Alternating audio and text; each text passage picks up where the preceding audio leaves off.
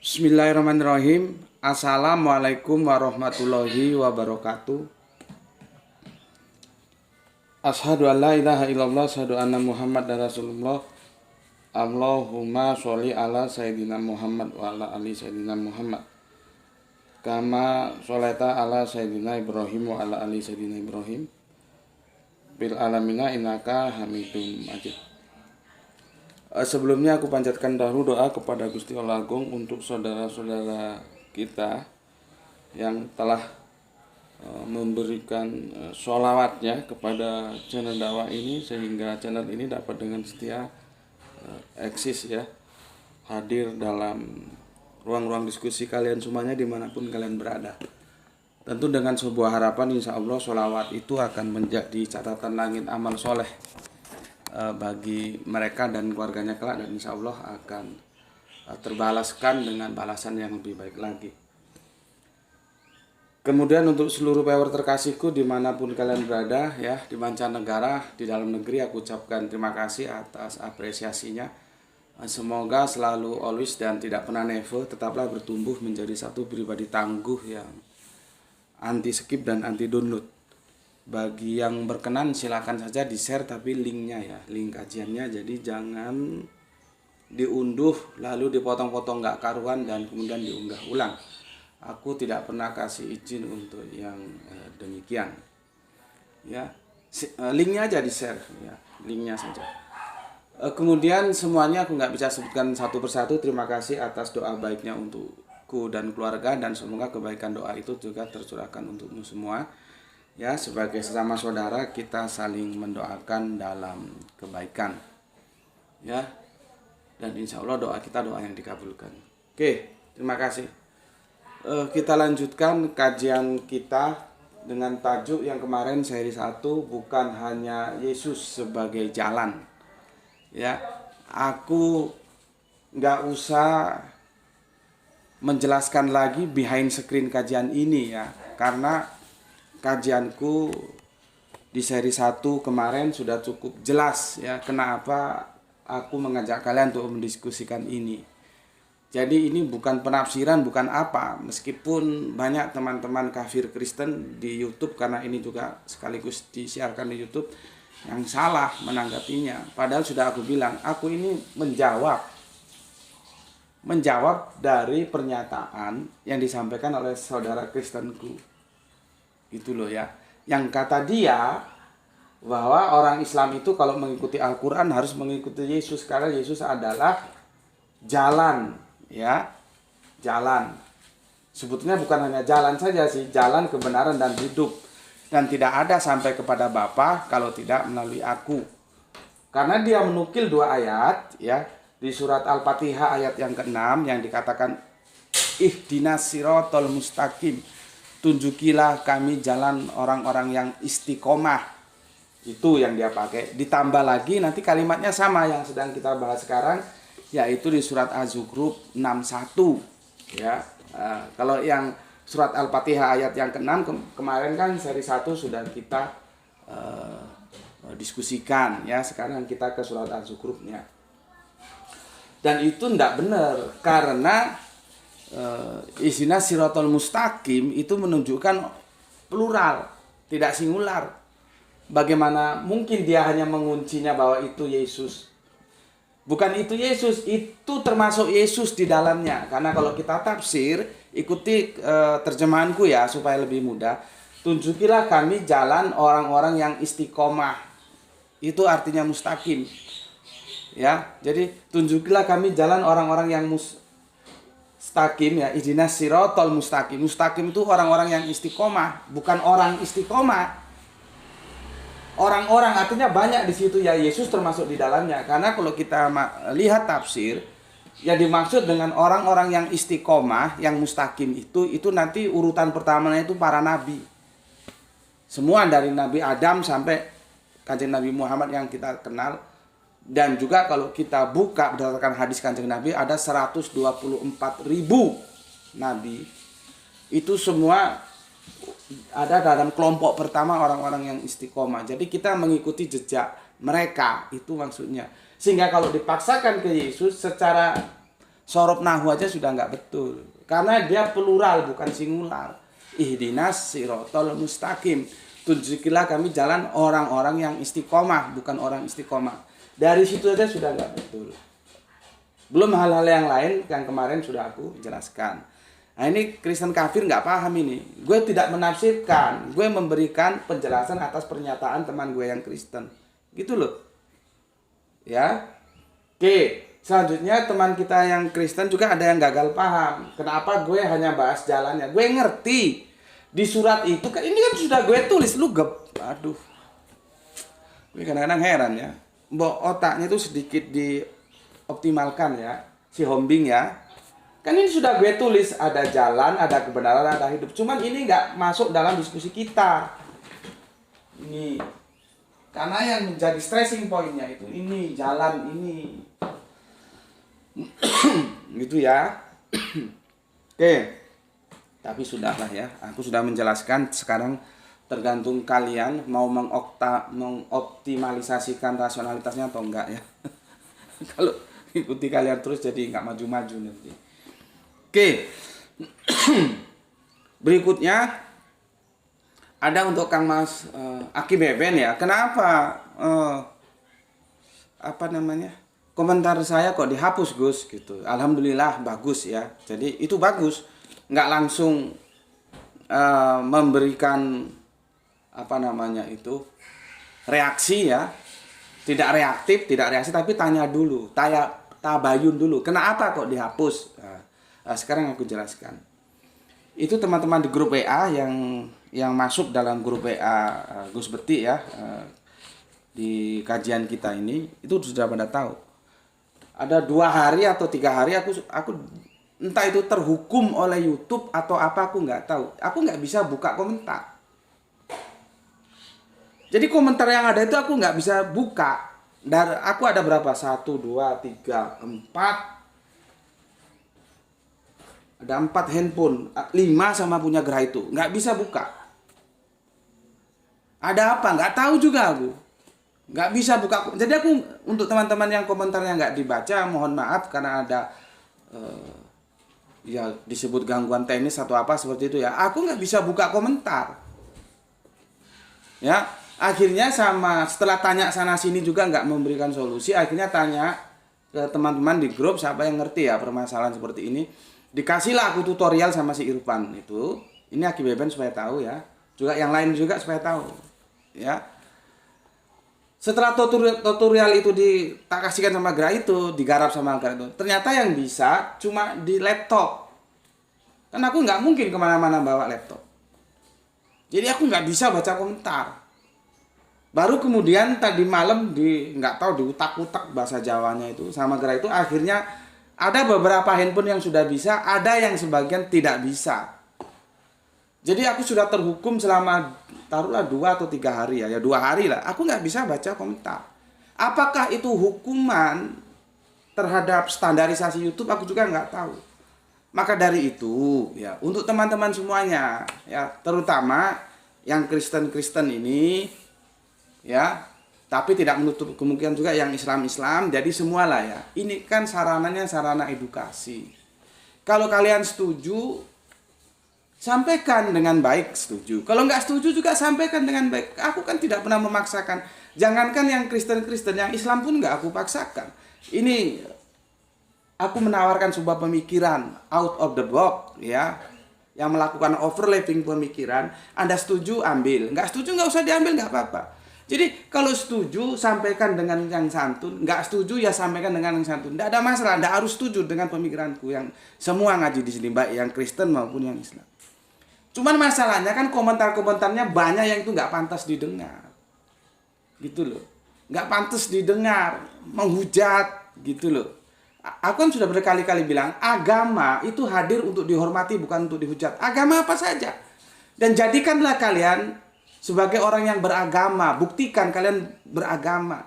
Jadi kalau komen itu yang masuk dalam kriteria etika gitu loh. Kan bukan aku aja yang ngomong, itu komentar di YouTube itu juga kan ada supaya memenuhi standar komunitas.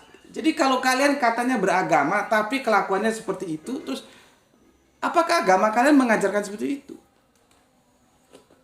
Aku nggak tahu apakah hukuman ini dihukum sama YouTube sehingga nggak bisa aku baca komentar ya selama 2 hari. Nggak tahu juga karena apa. Karena teman-teman juga tanya secara teknis nggak ada masalah, nggak ada yang dirubah. Kenapa nggak bisa baca komentar aku? Dibatasi gitu komentarnya, disembunyikan begitu komentarnya. Ya, oke. Nah, sampai di sini Aki Beben supaya tahu. Ya, aku nggak punya cukup waktu ya untuk menjaga komentar-komentar yang masuk. Aku banyak pekerjaan lain yang aku selesai. Aku nggak mungkin mantengi itu aja. Ya kalau ada waktu sih aku lihat yang menurutku itu bermasalah. Daripada nanti YouTube menghukum, ya, membanet atau apa, mending tak hapus. Tak hapus. Tapi kan aku nggak setiap waktu bisa, karena aku juga sibuk dengan pekerjaan lain. Pekerjaanku bukan hanya ngurus YouTube ini aja. Aku nggak mungkin bisa setiap waktu menseleksi mana komentar-komentar yang itu tidak melanggar etika, nggak bisa. Nah, mungkin ini ya, Beben supaya dengar ya.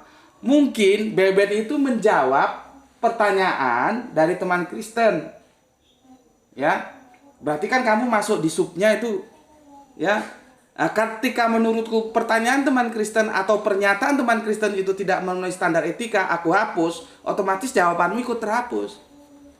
Kan secara teknis begitu. Kalau kamu menjawab yang atas, kalau yang kamu jawab itu dihapus, ya komen pun juga ikut terhapus. Itu kemungkinan pertama. Kemungkinan kedua juga terhapus karena tidak sengaja. Karena kan banyak komen, aku juga kan punya keterbatasan, nggak mungkin aku lagi satu-satu. Gitu. Jadi ini supaya untuk pembelajaran bersama ya. Semuanya yang Kristen, yang Islam, semuanya pembelajaran bersama. Ayo kita menunjukkan bahwa kita punya agama, penuhi standar etika itu. Ya. Kecuali kamu ngaku beragama padahal yang nggak beragama, yang nggak tahu lagi kalau begitu. Ya. Jadi itu memang aku hapus karena apa? Takutnya nanti di-banned sama YouTube. Sedangkan sekarang aja aku sudah terhukum. Nggak bisa membaca komentar kalian. Makanya untuk beberapa video yang lalu kalau komentar nggak dibaca, bukan aku tidak memberikan apresiasi, bukan berarti aku tidak menghormati. Memang nggak bisa. Aku mau baca apa? Orang itu nggak keluar. Ya, clear ya di sini ya. Oke, semoga Aki Beben juga tahu dan teman-teman yang tahu. Ayo kita di sini tempatnya belajar, belajar yang baik ya. Kalau nggak mau belajar ya silakan pergi, kan nggak ada masalah juga. Ya, oke. Sekarang aku mau bacakan komen yang masuk dari kalian ya. Jadi ini ada di YouTube, ada juga di TikTok ya. Sebelum kita masuk ke kajian kita tentang surat Az-Zukhruf tadi. Ya, pertama dari user Salam Isra, mudah-mudahan Tuhan Guru selalu dalam lindungannya. Aku juga gaptek dalam hal TikTok. Ya, Gus semalam hanya senyum saja lihat para oten berkomentar. Oke, terima kasih dari Kang Mas User. Kemudian Soleha kita Rahani. Assalamualaikum dari Bandung ini ya. Waalaikumsalam, telat, yang penting ikut terus kajian Tuhan Guru. Oke, terima kasih atas 3 merah hatinya. Kemudian Gispati, alhamdulillah Palu hadir. Setuju, bukan hanya Yesus sebagai jalan, tapi semua nabi jalan menuju ke Gusti Allah pada masanya masing-masing. Salam Isra buat semuanya. Terima kasih atas 3 merah hati ini. Cerdas, mantap ya. Jadi singkat, mantap itu yang disampaikan oleh Gispati. Gispati ya. Ya. Jadi bukan hanya Yesus, semua ya, semua para nabi itu adalah jalan menuju kepada Gusti Allah Agung ya, pada masanya masing-masing. Setiap waktu ada nabinya, setiap nabi ada waktunya, abrogasi yang aku jelaskan kemarin. Kemudian dari Palu kita ke Bandung, ayak di dia ayak Kang Sahlan Giparatur nuhun Kang menyimak setelah 1 jam tayang. Mantap. Kita lanjutkan balik deui ke Bandung deui nya. Ayak Kang Hermana Natawijaya. Assalamualaikum warahmatullahi wabarakatuh. Waalaikumsalam. Alhamdulillah setelah menyimak, setelah lama ikut ngaji di channelnya Gus Beti, sekarang saya menyadari bahwa betapa pentingnya penguasaan bahasa dan sastra untuk memahami teks pesan dari kitab suci. Salam Isra buat semuanya. Oke, terima kasih Kakang atas kesadarannya. Memang itu. Makanya aku berterima kasih terhadap guru-guru sastra aku dulu. Anak-anak sekarang diajari sastra, setahuku enggak. Jadi kami dulu ada bahasa itu dibagi 2, ada tata bahasa, ada sastra. Aku dapat yang sastra.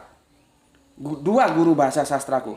Teks-teks dalam kitab suci itu ada yang masuk dalam suasana sastrawi yang tidak bisa dipahami secara harafiah, dia harus masuk ke dalam nuansa-nuansa metafora.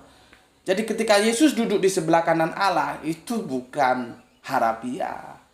Karena tidak ada satupun yang bisa melihat Allah. Suaranya pun tidak. Siapa yang bilang? Yesus sendiri.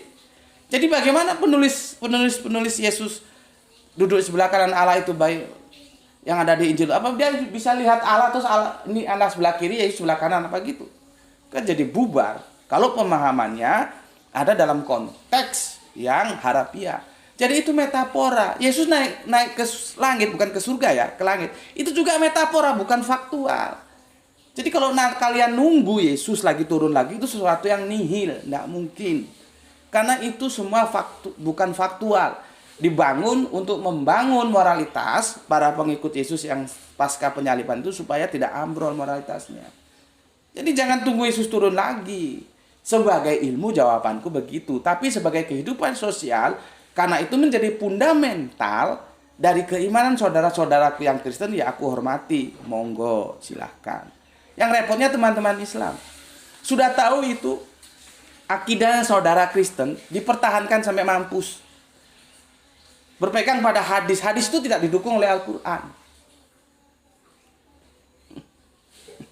Ya. Oke, untuk Kang Hermana Nata Wijaya atau nuhun Kang, kita lanjutkan gurem enduken pray for Demak. Gue nggak tahu ada apa di Demak ya. Semoga saudara kita yang berada di Demak dan Jateng diberikan kesabaran, ketabahan dan keikhlasaan hati dalam menghadapi cobaan dan ujian dari Allah Subhanahu wa taala di bulan Ramadan ini. Tetap semangat dan selalu berdoa semoga semua jalan kebaikan dimudahkan. Nggak tahu gue ada apa di Demak ya, nggak dijelaskan di sini. Oke, terima kasih untuk Gurem Endukem. Kita lanjutkan Kang Mas Nurkolis. Alhamdulillah Brebes hadir ngaji, salam Islam nasional guru. Oke, salam Isra untukmu. Semoga harga bawang merah naik ya. Ini bos bawang merah nih dari Brebes Kang Nurkolis. Kemudian Dark Attack. Benar Gus, terjemahan jalan yang lurus sebaiknya dirubah. Jalan orang-orang yang istiqomah. Tentu istiqomah di jalan muslim, orang yang berserah diri kepada Allah Subhanahu wa taala. Mantap. Iya, memang tekstualnya begitu. Kita harus tunduk terhadap teks. Kalau mau dibawa menjadi jalan yang lurus itu sebuah penafsiran, silahkan saja ditafsirkan. Tapi penafsiran itu kan awalnya dari penerjemahan. Makanya kemarin aku bilang sama teman Kristenku, kalau penerjemahan salah dia maklumi tentang ini ikan bakar atau ikan goreng yang dimakan Yesus. Dia bilang itu masalah kecil, oh bermasalah. Jangan engkau anggap kecil sesuatu yang kecil. Yesus sudah berpesan. Kalau kau tidak setia terhadap perkara-perkara kecil, jangan harap kau setia terhadap perkara-perkara besar. Kan akhirnya merambat itu. Ya. Dianggap, oh terjemahannya biasa, cuma terjemahan. Toh terjemahan memang bisa salah. Gitu. Enggak seperti itu. Ya. Buktinya sekarang, Yesus naik ke surga itu menjadi fundamental akidah teman-teman Kristen kan. Padahal terjemahannya enggak begitu. Seharusnya naik ke langit. Karena itu Uranos. Bukan paradiso. Lain. Uranos lain, paradiso lain. Gitu loh. Tapi karena tidak setia terhadap perkara kecil, akhirnya masuk ke dalam akidah Yesus sekarang naik ke surga ya, mempersiapkan tempat untuk kita nanti jemput kita di akhir kehidupan di eskatologi ya, supaya di mana aku berada di situ pun engkau berada. Itu kan akidah yang keliru karena teksnya nggak bilang surga kok. Uranos, lihat apa Uranos itu? Langit gitu. Makanya teman-teman Islam juga harus ingat, itu salah kok kamu ikuti. Kemarin ada orang mengatakan itu hadisnya banyak Gus gini-gini dari saudara kita yang Islam. Mau hadis 10 gunung pun kalau tidak didukung Al-Quran untuk apa? Ya. Ya. Oke. Kemudian Kang Irfan Al-Akbar. Ya, terima kasih Kang Dark Attack ya. Memang harus begitu terjemahannya, orang-orang yang istiqomah ya. Jadi mustaqim itu orang-orang yang istiqomah ya. Ya semoga kita bisa istiqomah lah ya. Karena gini, kalau diterjemahkan jalan yang lurus itu belum tentu istiqomah lo ya. Itu sebuah penafsiran, bukan penerjemahan itu kalau jalan yang lurus itu. Ya, orang yang istiqomah itu pasti lurus jalannya, tapi orang yang jalannya lurus belum tentu istiqomah. Bisa jadi sekarang dia lurus jalannya, besok bengkok. Itu sebabnya seharusnya kembalikan ke original teksnya. Jangan diterjemahkan dulu. Sorry, jangan ditafsirkan dulu. Kalau mau diterjemahkan nanti. Aduh, gue jadi salah-salah ngomong akibat lagi puasa nggak ngopi. No coffee jadi kurang konsentrasi ya. Kalau yang sudah aku jelaskan, hadisnya Gus Beti itu adalah logika tanpa logistik macet. Jadi logistik kopinya ditahan dulu ya. Jadi salah-salah ngomong ya. Orang yang istiqomah ya pasti jalannya lurus. Tapi orang yang jalannya lurus belum tentu istiqomah. Itu loh. Makanya Al-Qur'an memakai istilah ihdinas siratal mustaqim. Itu semakin menunjukkan kepada kita bagaimana unggulnya Al-Qur'an. Sampai pemilihan kata saja selektif banget. Lah kalian menerjemahkan ikut depak sok-sokan, jalan yang lurus dari Hongkong apa? Gitu loh, ya. Oke, kemudian Kang Irfan ya, masih nyimak jalan yang lurus yang dimiliki oleh para nabi sejak Nabi Nuh, Abraham, Musa, Yesus hingga Muhammad SAW dari site proyek Kerinci Jambi. Oke, terima kasih dan aku ingatkan sekarang bagi kita yang sudah ngaji di Gus Beti, jangan ngomong lagi jalan yang lurus. Ya, jalan orang-orang yang istiqomah begitu ya. Oke, terima kasih. Kemudian untuk Alif ya, mantep, matur thank you. Yesus jalan yang lurus. Yesus termasuk orang-orang yang istiqomah. Boleh kalau begini ya. Ihdinas siratal mustaqim. Al-Qur'an tidak perlu mencontek Torah and Bible yang sudah selesai pada masanya. Jadi setiap nabi ada waktunya, setiap waktu ada nabinya. Setiap kitab ada eranya, setiap era ada kitabnya. Makanya aku menyebutkan Torah itu dan berikut-berikutnya perjanjian lama, Injil perjanjian baru, Al-Quran perjanjian terakhir. Gitu, ya. Oke, salam Isra untuk semua viewer channel ini, sehat, bahagia selalu, alhamdulillah. Oke, terima kasih untuk Lurah Depok ini ya. Kemudian Kang Mas Cipto Purbaling. Di sini saya menghadapi orang-orang yang melanggar, tidak mau menerima kebenaran yang sudah dijelaskan secara aksiomatis. Nah, kemarin aku pernah diskusi tentang apa itu aksiomatis ya, sama Mas Rizky ya.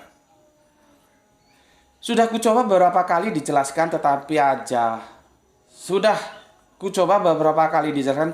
aja nolak. Dalam posisi seperti ini saya memilih untuk tidak melanjutkan diskusi. Mantap ya.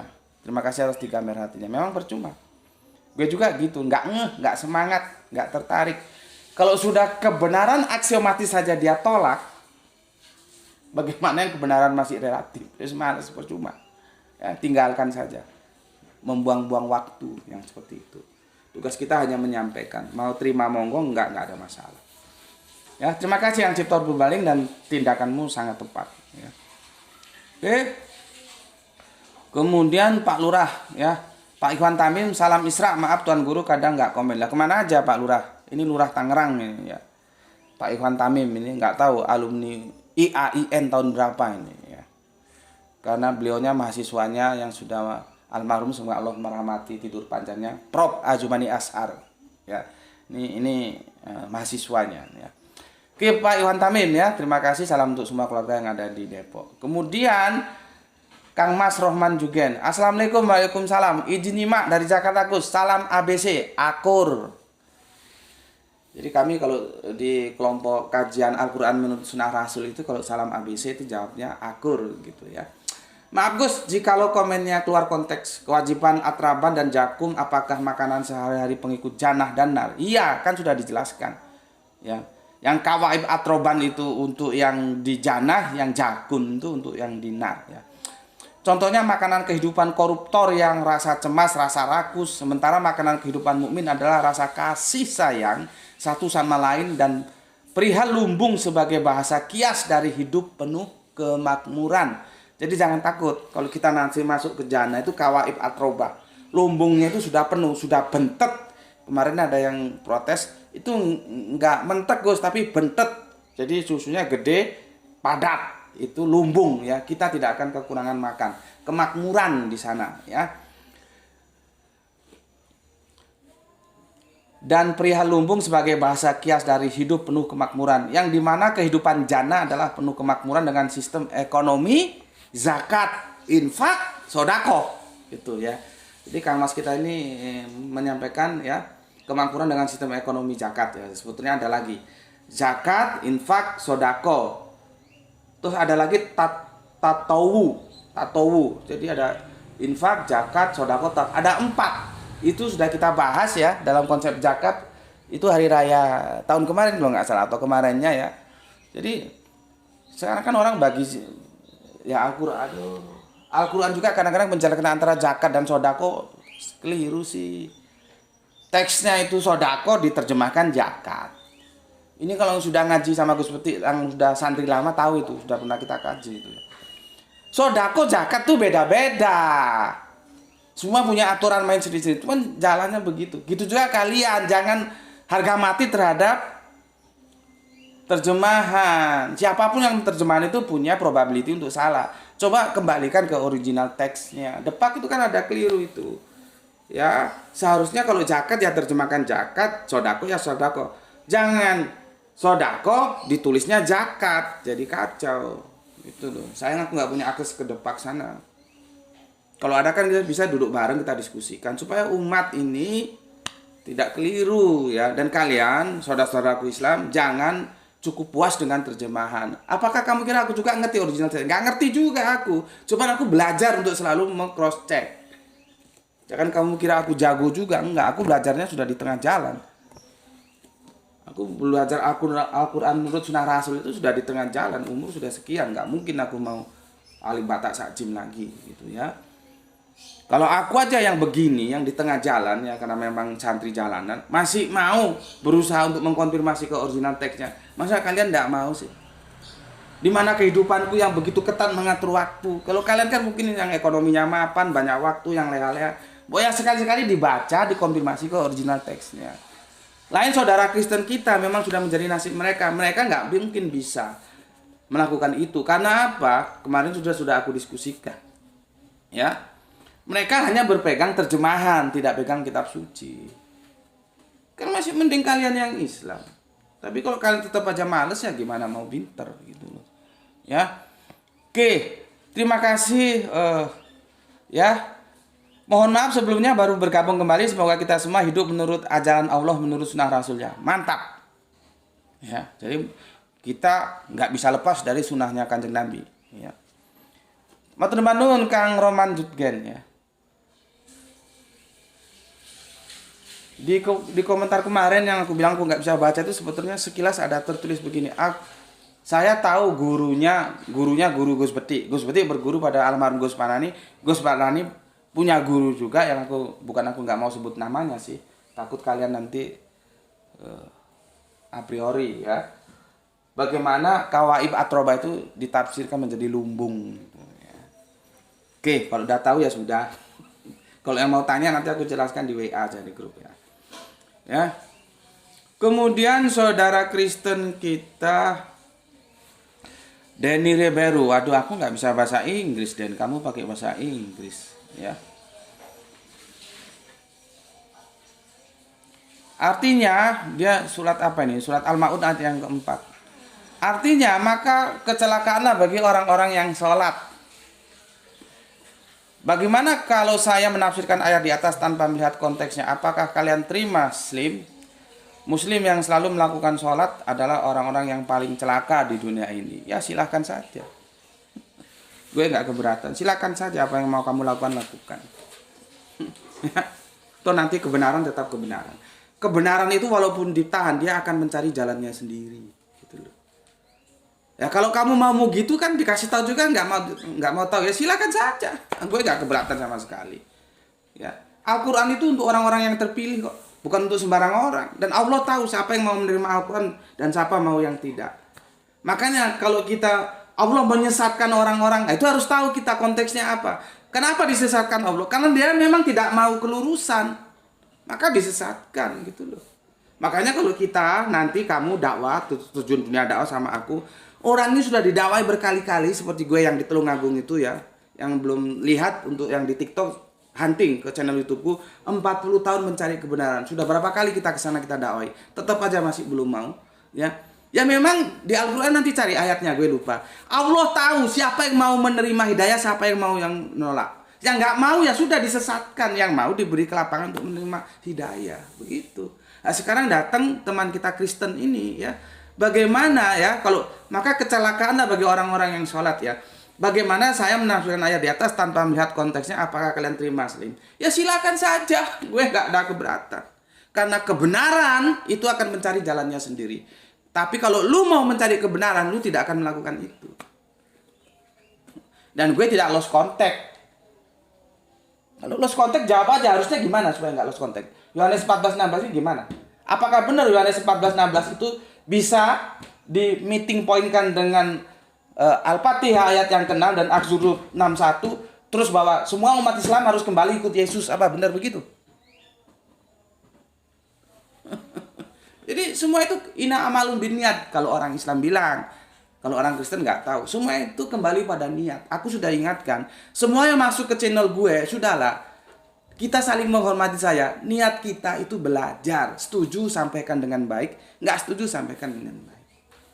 Ya, itu menunjukkan kamu punya etika beragama. Jadi kamu di gereja itu diajari juga etika. Begitu juga yang Islam diajari etika. Kalau komentar yang bagus. Semuanya ini bukan hanya untuk Kristen, untuk Islam. Semuanya yang ada. Ateis sekalipun masuklah ke sini dengan niatan belajar.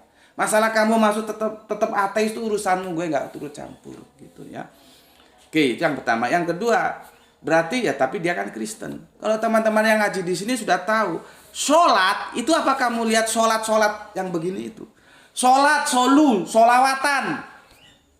Makanya kan kalau ada teman Kristen terus ngajiin surat berapa itu? Bahwa Allah dan Rasulnya bersolawat. Surat berapa itu ya? Lupa gue ya, nanti tolong kamu cari itu ya. Ini terus tunjukkan ke aku, ya gue kasih senyum saja. Karena apa? Dia nggak ngerti bahwa gue itu tidak sama dengan yang mainstream. Lihat videonya sudah siap. Apa arti sholawat itu? Makanya kan setiap kajian gue kan, ayo kita memberikan atau kita membacakan doa kepada Gusti Allah Agung untuk saudara kita yang memberikan sholawat kepada channel ini gitu. Nah, ini kan sudah kita bahas surat ini toh. Dia pahami sholat itu seperti mainstream sholat maghrib, sholat asar, sholat zuhur gitu. Gue mau ngomong keras seperti biasanya nggak berani karena di TikTok itu kalau keras, TikTok kan itu bukan literas tapi verbal, itu langsung di-banned. Maksud gue kok kebangetan gitu loh. Ini kan meskipun Kristen dia sudah ngaji lama di sini tapi mbok ya yang pinter gitu loh. Ya. Oke. Sekarang Oskis ya. Oskis, insya Allah besok aku akan jelaskan kepada kamu tentang sunat ya. Kamu menjelaskan tentang sunat, kamu kaitkan dengan Yahudi ya. Insya Allah besok aku bahas ya. Ya. Tapi itu juga sebatas yang aku ingat karena komentarnya juga sudah hilang, nggak tahu ada di mana gitu loh. Makanya aku minta teman-teman lain supaya nggak dapat sanksi dari YouTube, tolonglah komentar yang baik. Kalau nggak suka tinggalkan. Silakan cari channel-channel yang kamu suka. Di sini bukan channel hehehe ya. Di sini orang-orang yang mau belajar, studi. Karena perubahan itu diawali dari pembelajaran. Kita nggak usah malu. Contoh orang Jepang. Ketika semua diratakan oleh bom atom, kaisarnya bukan tanya macam-macam. Tanya ada berapa guru yang tertinggal. Nggak tanya berapa jembatan yang masih bisa ditempati, dilalui. Berapa rumah yang masih bisa ditempati. Nggak tanya. Dia yang tanya berapa guru yang tertinggal. Itu artinya pentingnya edukasi. Nah, Islam ini agamanya orang-orang yang berakal. Yang berasional. Ya. Makanya kalau kesini itu diniati ngaji. Jangan yang lain-lain. Belajar, studi. Nggak mau ya sudah tinggalkan. Dan gue nggak maksa lu masuk ke sini. Siapa yang maksa lu? Lu ke sini ya terserah, mau keluar juga terserah, gue gak ada urusan. Ya, jangan lu masuk ke sini terus bicara yang enggak, komennya keluar etika terus gue yang jadi sasaran. Di-banned nanti sama YouTube-nya. Oke, Oskis, jalan yang lurus sebenarnya tetap bermakna jalan dari mereka yang menyembah Rabnya Isa putra Maryam. Terserah kalau lu mau gitu, tapi gue tunduk terhadap teks, ya. Kalau lu mau gitu terserah, itu urusanmu. Tapi gue tunduk terhadap teks. Itu jalan-jalan orang yang istiqomah, bukan jalan yang lurus. Jalan yang lurus nanti masuk penafsiran. Ya. Oke. Dan Yesus itu kalau kamu nukil surat 19 Maryam 36, ini Kristen Tauhid ya, saudara kita Oskis ini ya. Itu oke, ya, nggak ada masalah. Hanya saja beberapa oknum cenderung mengkaitkan Yohanes, ya, surat 14:6 ini, ya, dengan Al-Fatihah ayat yang ke-6 yang itu dipahami dengan perspektif bahwa Yesus itu setara otoritasnya dengan Bapa, ya. Sehingga seakan-akan jalan yang lurus itu hanya pada Yesus saja. Nah, ini yang ngomong teman lu loh, ya, tapi dari Kristen Tauhid yang Allahnya Ehad dan Yesus itu nabi, nggak seperti lu manusia lu jadikan Allah, tapi kan lu nggak terima. Enggak, itu bukan manusia jadikan Allah, Allah jadikan manusia. Muter aja nggak karuan.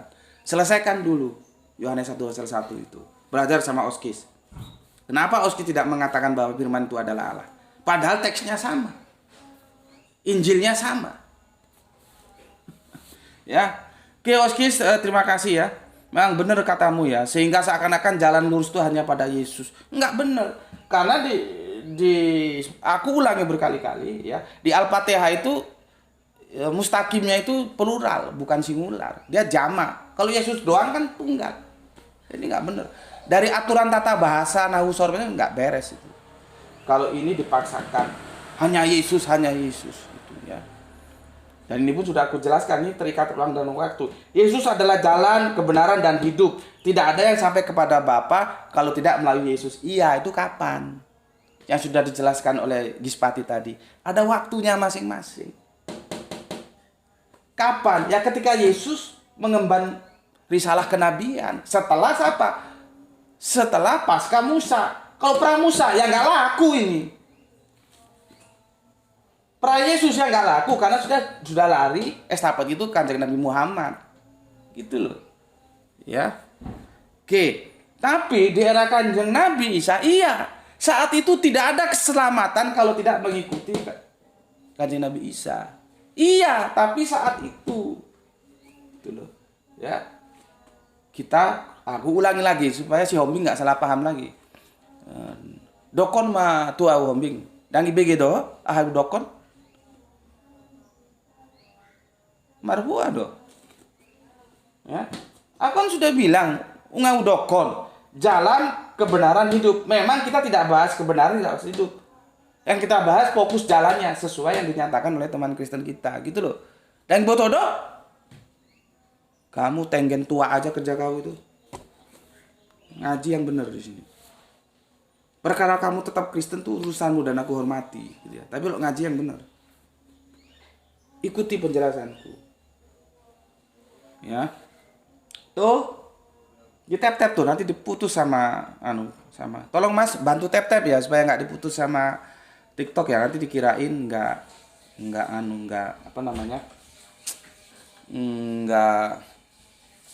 nggak aktif atau gimana lah, nggak tahu gue. Masih connect? Coba kamu tap-tap. Tolong Mas di tap-tap. Berapa tap-tapnya? 10.000 kurang 300. Oke, terima kasih saudaraku. Berapa pemirsanya? 40. Oke, terima kasih saudaraku ya. Kita lanjutkan kajiannya. Aki Beben. Kata Yesus, akulah jalan dan kebenaran dan hidup. Itu artinya Yesus perantara utusan karena dia hanya jalan, bukan tujuan.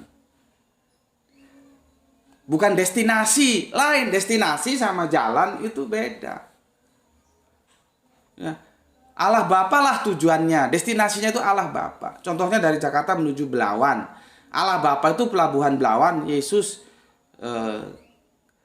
KM Kelut jalur Belawan. Seseorang dari Jakarta tidak akan sampai ke Belawan kalau nggak naik kapal motor Kelut. Ini buktinya Yesus sebagai utusan yang tidak punya kuasa.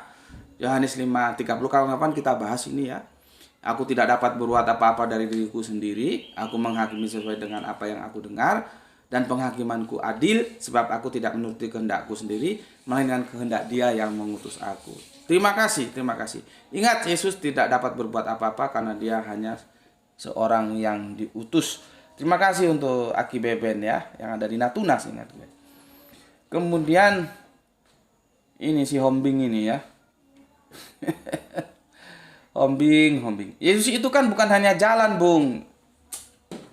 Sudah aku jelaskan berkali-kali ya. Jadi malas aku baca komen kau. Coba kau sedikit di dongkrak, ditingkatkan intelektualitasnya supaya kalau mengikuti kajian di sini tuh nggak kembali ke belakang gitu ya.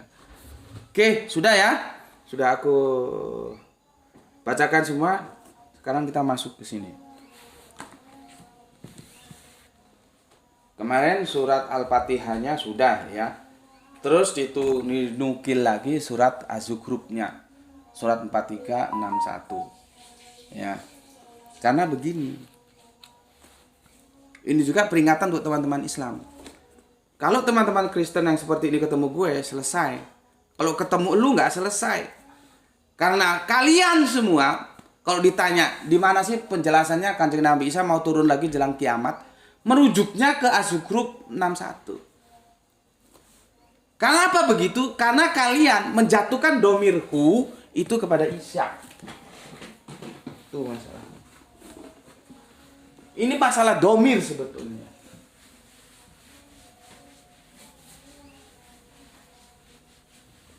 Ya. Nggak ada penjelasan. Kanjeng Nabi sama turun lagi di Al-Quran, nggak ada. Kalau ada kan gue mesti tunduk terhadap penjelasan itu. Nggak ada. Ya. Jadi di sini ditulis ya. Wah. Gue belajar tulis Arabnya lah mungkin bisa ya supaya seperti Ustadz beneran. Wa in ini loh ya. Wa in ya, nun ini tasdid ya. Wa innahu. Ini yang jadi masalah.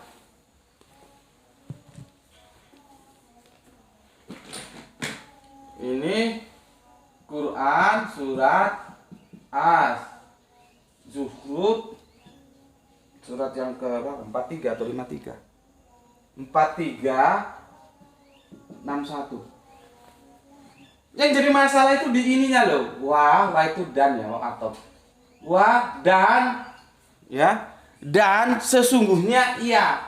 Sesungguhnya hu, iya. Iyanya ini kemana? Ini yang jadi masalah. Ini yang jadi masalah.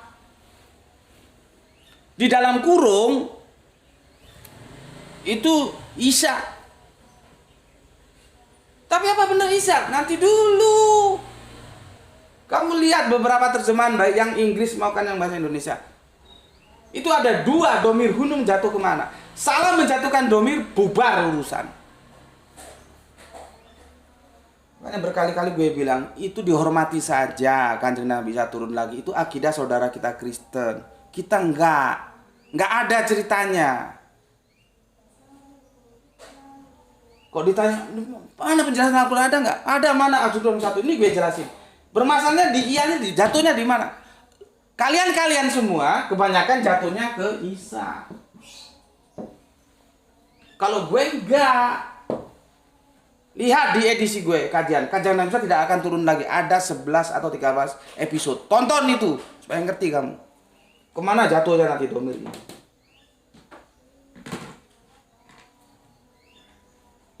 Ini permasalahan domir. Kurung ini Isa.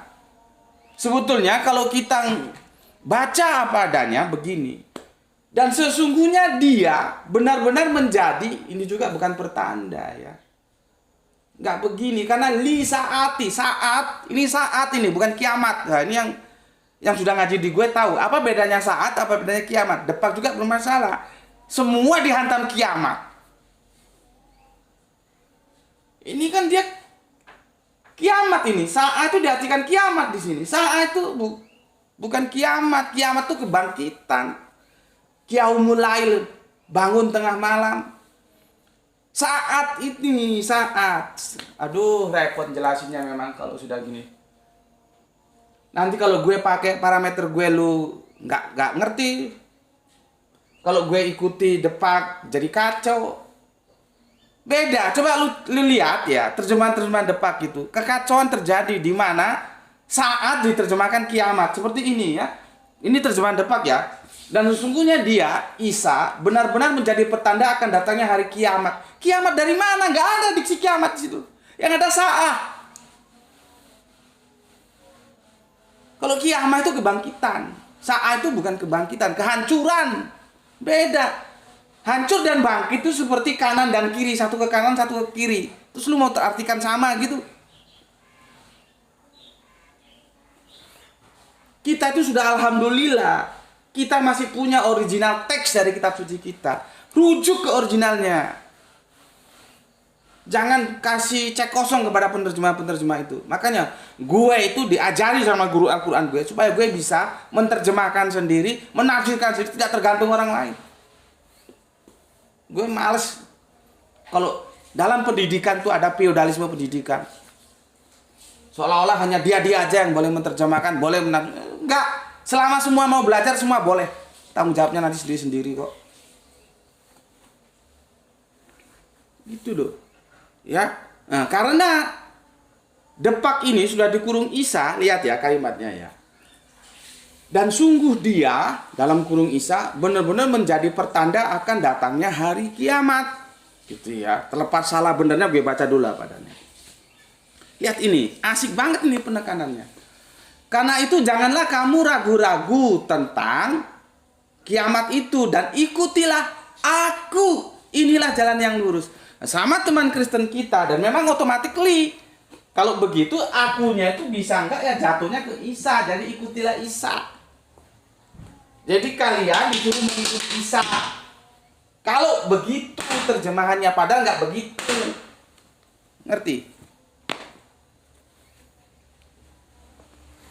Makanya gue bilang, kalau ketemu gue beres, karena gue jatuhnya nggak Isa. Kalau lu jatuhnya ke Isa, karena lu mempertahankan hadis katanya kajian Nabi turun lagi, lu harus berbuih-buih menjelaskan.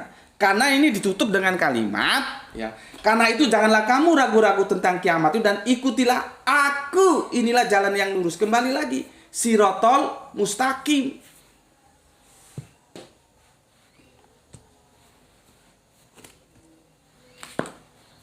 Coba. Kacau kan? Kalau ikut gue bubar. Apa yang dia pahami bubar gue bikin. Kalau lu bilang bahwa ayat ini menunjukkan kita harus mengikuti Yesus. Karena apa? Gue domirnya nggak pakai hu, nggak pakai Isa. Hu-nya itu ke lain, bukan ke Isa. Nah, untuk menjelaskan domirnya itu kemana, itu panjang. Kita harus lihat, ya, secara utuh. Mulai dari perikopnya, ya, surat Az-Zukhruf ayat yang ke-57 dimulai, ya, yaitu Nabi Isa alaihissalam mengajak kaumnya untuk beriman kepada Gusti Allah Agung. Di sana poinnya, ya. Jadi kalian supaya tahu, pernah ini satu pengalaman ketika aku diundang pada sebuah komunitas, aku disuruh beri ini pendakwa semua ini, ya, pelaku dakwah semua. Aku diundang, aku disuruh memberikan kajian, aku membahas ini Az-Zukhruf 4361 ini, ya, aku jelaskan, selesai, ya. Habis selesai kan minum apa, selesai udah kan, udah tanya jawab, udah semuanya selesai. Tuan rumahnya dalam perspektif dia protes gitu. Karena yang dia tahu gue itu kristolog, jadi menjelaskan hal-hal yang terkait kristologi. Gitu ya. Dia protes, kenapa saya menjelaskan Al-Qur'an? Tanpa dia tahu. Seharusnya kan dinilai bagaimana kemampuan gue menjelaskan Al-Qur'an berdasarkan Quran surah Az-Zukhruf 4361. Harusnya begitu. Ya. Tapi nggak tahu juga karena cara gue menjelasin beda dengan debat, beda dengan yang lain, nggak tahu juga. Intinya dia protes. Terus gue jelaskan, loh Pak, Az-Zukhruf 4361 itu banyak digunakan, disalahpahami oleh misionaris untuk memurtadkan saudara kita. Itu kan juga kristologi. Itu video gue, lihat video gue yang di Hagia Sophia, sudah gue jelaskan peristiwa itu. Akhirnya tidak sekian lama dia tetap bisa menerima, tapi nggak tahu ya, masih maju mundur sepertinya. Yang penting gue udah jelasin lah gitu. Lu mau terima mau nggak bukan urusan gue gitu. Gue nggak mau pusing-pusing. Ya. Kalau dia masih protes kok nggak kristologi gitu kan. Akhirnya ada sebuah kasus Ya, aku sebut aja namanya ya untuk mengenang juga ini. Namanya Ida, sekarang di Jakarta, tapi leluhurnya dari Blitar. Ada rumah induk, rumah warisan mereka yang dijadikan gereja. Dia akhirnya nggak tahu, ada teman satunya, teman saya lupa, Mas Agung, mengantarkan ke aku. Akhirnya dia bilang, Mas Agung, oh ini kerjanya Arimatea ini, memang kerja lapangan Arimatea kan begitu. Akhirnya diserahkan aku, kita handle, kita datang ke sana. Karena rumah itu rumah warisan, tidak boleh dimiliki oleh satu orang anak dan itu menjadi gereja. Karena anaknya sudah murtad. Ya bolak-balik masalah ekonomi sebetulnya. Ya, akhirnya kita datang Arimatea berapa 2-3 kali berapa.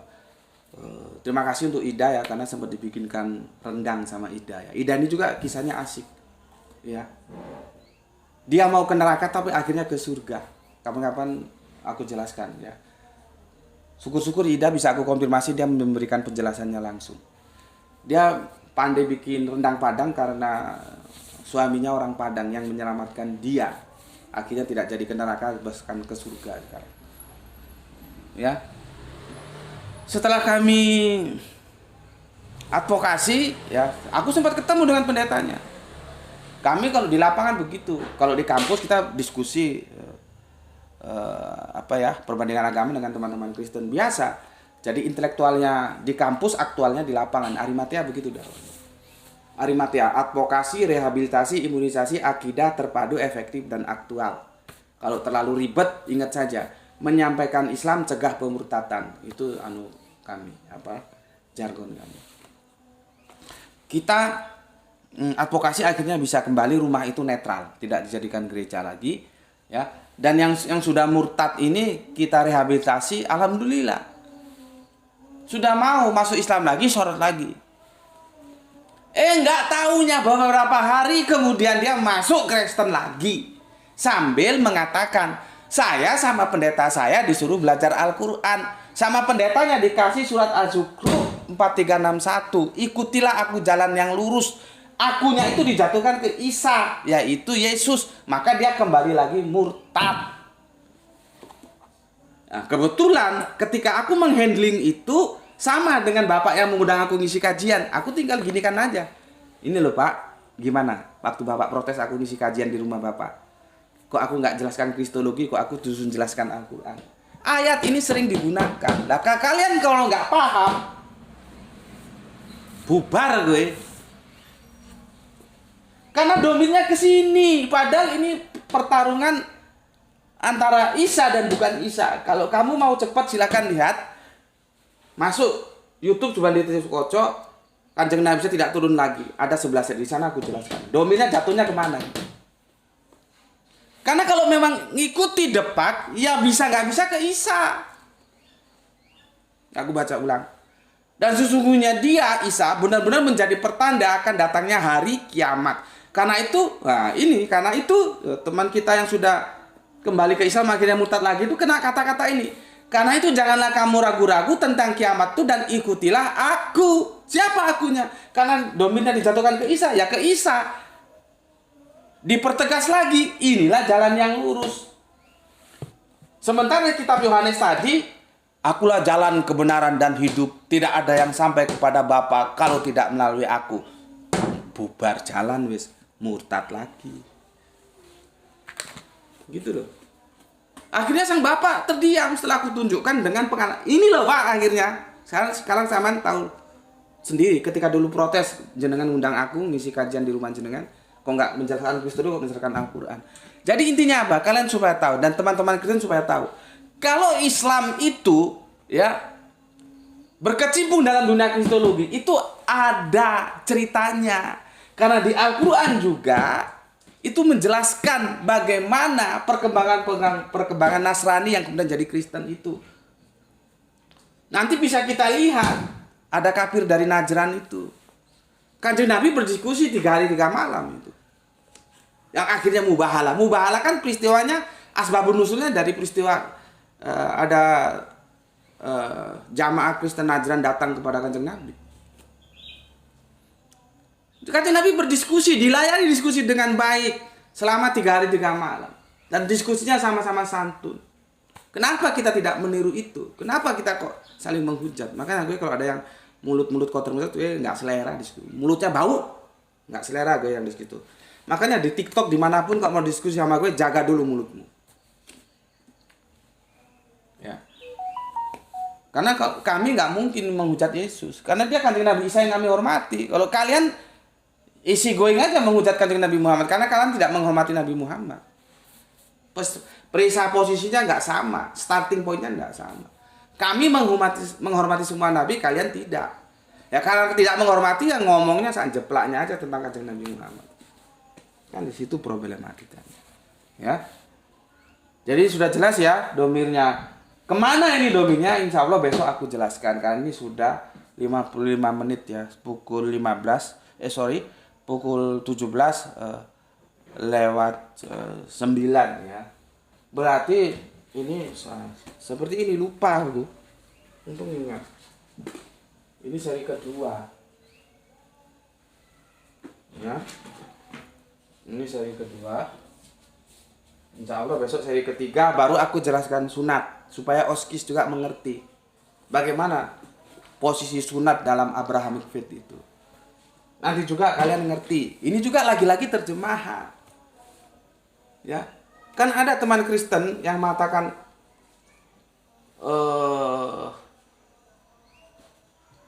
Ibrahim itu tidak punya agama gitu ya. Ya bisa benar bisa salah begitu. Tergantung bagaimana kita memahami agama. Bisa benar bisa salah. Karena apa? Al-Quran pun tidak sembarangan menggunakan diksi. Ketika dia merujuk kepada Kanjeng Nabi Ibrahim, dia tidak mau disebut din, tapi disebut milah. Tetapi nanti ketika sudah merujuk pasca Kanjeng Nabi Ibrahim disebut din. Makanya guru ngajiku nggak mau disebut bilang agama. Gue pernah ngobrol gitu sebelum kita mulai pengajian. Guru ngaji itu subhanallah ya. Semoga Allah merahmati tidur panjangnya. Dua-duanya, Gus Husnul ya, Gus Panani. Ini pengajar-pengajar sejati ini. Satu orang pun datang itu diajar. Nggak harus nunggu banyak orang. Ini orang-orang yang ikhlas, subhanallah mereka ini. Ya. Satu orang pun santrinya datang diajar. Gitu. Gus Panani itu pernah sama aku bersih tegang pertama kali. Dia bilang, semua agama sama. Gitu. Loh nggak bisa Gus, semua agama sama. Loh iya semua agama sama. Loh nggak bisa Gus. Islam tuh jangan disamakan dengan agama-agama lain gitu. Itu jelang Isya, kami ngajinya kan nggak ada Isya. Terus Gus Panani bilang, loh Islam itu bukan agama. Loh apa Gus? Islam itu din. Coba sampai begitunya. Jadi guruku itu nggak mau bilang agama, nggak mau bilang agama, bilang din, bilang milah. Karena apa? Terjadi kekacauan dalam terjemahan ini depak nih. Milah ya jadi agama, din jadi agama. Padahal beda itu. Ini sudah jelas ya, ramenya di Inahu ini ya, domirhunya ya, besok kita lanjutkan. Kekacauannya kan di situ. Tapi alhamdulillah, sekarang tinggal kamu males apa mau tetap bodoh apa mau tetap pintar. Kalau tetap pintar ya kamu harus usaha. Kalau tetap males kamu ya bagaimana mau pintar orang males. Masalahnya di dalam terjemahan depan din ya dan milah ya. Ini cukup satu kata, jadi ini jadi masalah. Menjadi apa? Agama. Nih. Sekarang apa itu din, apa itu milah? Insya Allah besok waktunya aku jelaskan. Coba tanya kiai-kiai anak pondok pesantren, ustaz-ustaz top itu tanya, apa bedanya din dan milah? Ngerti nggak dia? Beda, din dan milah itu beda. Ya. Yang diajarkan Kanjeng Nabi Ibrahim itu disebut milah. Al-Quran nggak mau pakai din. Pasca Kanjeng Nabi Ibrahim nanti din. Maka inadina indalohi Islam, bukan inadina indal milah. Kalau inadina inamilah gitu ya. Indalohi Islam, enggak pakai milah, pakai din. aku tuh bisa menyadari ya kalau guru Al-Quran tuh begitu ketat ya. Karena kalau dia baca terjemahan depan kepalanya tambah pusing dia. Karena makanya dia nggak mau. Sudah kita pakai din aja, pakai milah aja. Nah ini kalau ada yang bisa menyampaikan ke bapak-bapak kita, bos-bos kita yang ada di depan ya terima kasih ya. Artinya apa? Perlu dikoreksi lagi terjemahannya. Nggak apa-apa, terjemahan itu nggak absolut kok. Mau 1000 kali diterjemahkan sehari kalau mau juga bisa kok. Cuman kan penerbit-penerbit yang Al-Quran yang ada gue bisa maklumi lah ya. Orientasinya kan bisnis. Bisnis itu ya untung ya rugi. Tidak edukasi orientasinya. Kalau orientasinya edukasi, itu terjemahan itu dibenahi dulu baru dicetak ulang terus disebar. Gitu loh. Ya. Jadi kalau din dan milah itu jadi agama kacau. Nanti kalau belum lagi ilah dan roh jadinya satu, Tuhan. Tuhan itu. Makanya kalau nggak ngerti ribet aja diskusi tentang Tuhan. Karena nggak ngerti. Ya. Ribet lagi tadi yang aku bilang, saat sama kiamat semuanya jadi kiamat. Kiamat ya kiamat, saat ya kiamat, apa nggak bubar jalan dulu gitu kayaknya. Oke, ini sudah 1 menit ya. Sudah 1 jam lewat 1 menit, aku tutup dulu. Insya Allah besok kita lanjutkan. Oskis, insya Allah besok seri ketiga tamat ya. Aku akan jelaskan kenapa dan kemana larinya domirhu itu ya. Insya Allah besok ya. Sebetulnya maunya pagi, tapi kalau pagi itu repot sekali ya. Mungkin seperti inilah ya, jelang apa namanya ini? Jelang buka puasa ya. Untuk teman-teman TikTok ada berapa ya? Untuk teman-teman TikTok ada 30 orang. Terima kasih atas apresiasinya. Maaf aku tidak bisa membuka tanya jawab karena masih belajar, dan juga seperti tadi bilang kalau tak buka aku justru nggak fokus. Nanti kalau ada yang noise masuk ngomong sembarangan nggak bisa di mute ya. Jadi sementara menerima saja dulu. Kalau aku nanti sudah membuka tanya jawab, monggo silakan ditanyakan. Untuk teman-teman YouTube juga terima kasih ya. Pesan aku jaga Allah, jaga Kanjeng Nabi, jaga Al-Quran ya. Jaga sholatmu, puasamu, sekarang kita puasa ya. Jaga keindahan imanmu dalam bingkai Islam, letakkan dalam hatimu yang paling dalam. Tetapi tetap memberi hormat kepada saudara kita yang memilih jalan lain. Jangan dimatikan dulu ya. Karena mereka tetap saudara kita ya. Jadi kita tetap menghormati ya, yang mereka berbeda dengan kita. Sampai di sini dulu. Semoga yang belajar dan mengejarkan Al-Quran mendapatkan keberuntungan, yaitu rezeki yang barokah dan kesehatan yang prima ya. Oke, aku mau konfirmasi untuk Bapak yang tadi atau kemarin ya memberikan sholawat. Tolong dong Pak, di apa namanya itu, resinya di foto dan dikirimkan ya ke grup WA kita supaya aku bisa berterima kasih ya. Sebetulnya sih secara umum, cuman kan masih umum aku mengucapkan terima kasih di setiap awal kajian kita. Aku masih kurang kalau bukan secara khusus berterima kasih kepada Bapak ya. Semoga sholawatnya menjadi catatan langit amal soleh ya bagi Bapak dan bagi mereka yang telah bersolawat juga ya. Oke, terima kasih sudah meluangkan waktunya ngaji bareng Gus Batik di channel ini ya. Salam Isra, Islam rasional, alhamdulillahirabbil alamin.